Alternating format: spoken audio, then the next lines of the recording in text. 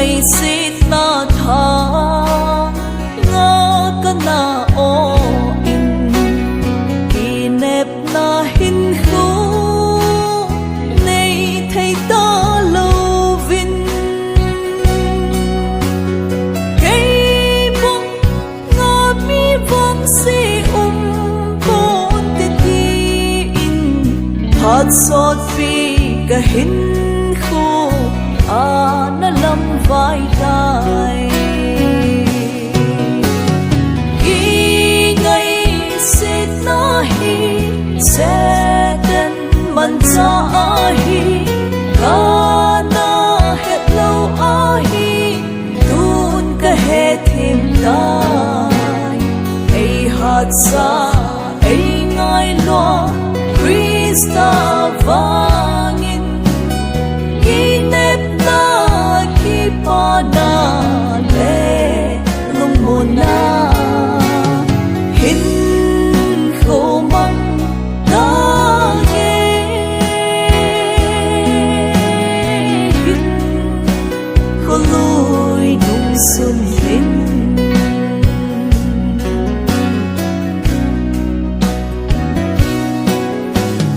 bên vang si kỳ sa bỏ thấy gì lâu chung bỏ thiên dinh dòng na tai tôm gì lấy sinh hin lo đi mà na ho linh mu dâu đi lâu vinh hình khô ở cha vây tai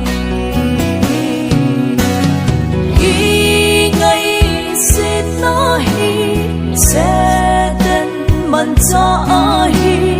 ca na hết lâu hi tun ka hết thêm tai ai hạt sa ai ngai lo Krista vangin ki nếp na ki pa na le lung mo na hin khô măng na nghe hin khô lùi nung xuân hin